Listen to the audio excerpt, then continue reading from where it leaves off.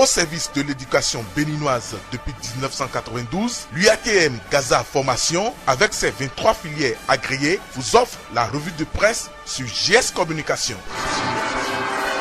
Mesdames, Messieurs, bonjour. Chaque jour nous vient avec sa dose d'information et JS Communication et son équipe se chargent de vous les livrer. Pour le compte de ce mardi, c'est avec la mauvaise organisation du Hajj 2019 et en la matière, Matin Libre réclame que Aurélien Agbenossi, le ministre des Affaires étrangères, doit rendre compte. Il n'y a pas que cette information puante dans le rang des ministres de talon. Et l'enquêteur nous ramène de ces enquêtes que Donald Jean-Claude Outsou, ministre de l'Énergie, est coupable d'un sulfureux dossier de gré à gré au ministère de l'Énergie. L'enquêteur persiste et signe qu'il ait vu la main dans le sac. Le spécialiste des Kembe veut se laper les doigts. Mertel, le confrère du ministre de l'Énergie, l'enquêteur va dans la cité d'Ottawa et voit que malgré les mensonges servis à Patrice Talon, Georges Bada est vu comme un malheur pour Kadhafi. Suivant le confrère, le chef de l'État a péché contre le plus grand grenier électoral du Bénin. De l'enquêteur, passons au journal Nord-Bénin qui opine sur une supposée gestion unilatérale des subventions par les directeurs dans les écoles maternelles primaires publiques du Bénin. Pourquoi Saliman Karim veut retourner dans le passé, s'interroge Nord-Bénin. À sa suite, c'est Quotidien Nasiera qui titre qu'il y a polémique sur l'absence prolongée du chef de l'État. Suivant le journal, les Béninois réclament leur président qui, depuis le sommet sur la sécurité et le terrorisme tenu au Burkina Faso le 14 septembre dernier, Talon n'a plus fait apparition en public. Aucune image du chef de l'État sur la chaîne publique de l'ORTB.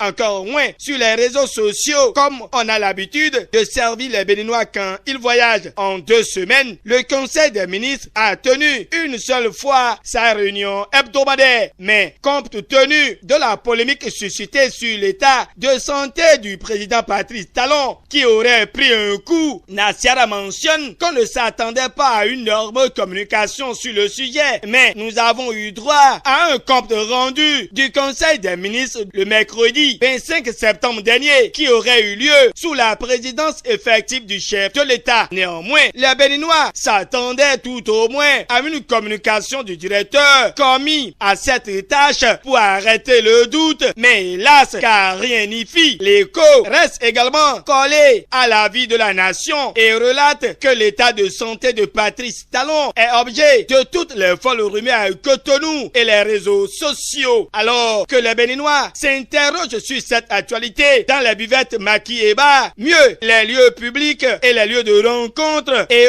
autres, la nation nous éclaire sur les mesures prises pour libérer les commerçants béninois victimes des conséquences liées à la fermeture récurrente des frontières nigérianes. Selon le Béninois libéré, il y a plaidoyer pour la réouverture des frontières et les Nigérians viennent au secours des Béninois. Il s'agit des chefs traditionnels des communautés de Kwara State qui ont exprimé leur détresse, rallonge la boussole. Mais l'autre journal voit que par rapport à la fermeture de la frontière Bénin-Nigeria, on est loin de la fin. Pendant que nous y sommes, Dynamis Info se prononce sur la tension sociopolitique et crise de méfiance générale au Bénin en 2019. Le journal de Parfait Bokor n'y voit que des situations évitables si les prédictions du rapport Bénin-Tofa étaient prises plus au sérieux. Dynamis Info met l'accent sur l'invite du professeur David Kofi Aza au peuple et aux politiques notamment. Mais quel accueil Talon fera-t-il au message de Umbegi qui, le week-end dernier, était en université de vacances, se demande Dynamis Info avant de céder sa place à Matin Libre qui veut lui connaître ce que veulent au juste Umbegi et son parti. Surtout quand l'on apprend, selon le tambour, que Umbegi invite ses militants à se préparer pour gagner et rassure qu'ils gagneront. Si le PRD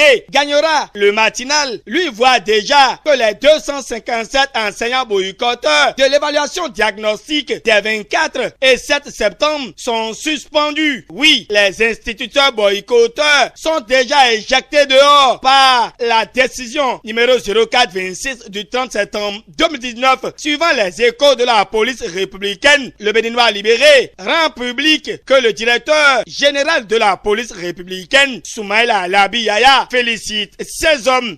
Et voilà qui vient mettre un thème à ce deuxième rendez-vous de la semaine. JS Communication et son équipe vous remercie de nous avoir préférés pour vous informer. D'ici à là, portez-vous bien et à demain pour notre rendez-vous. C'était la revue de presse offerte par l'UATM Gaza Formation sur JS Communication.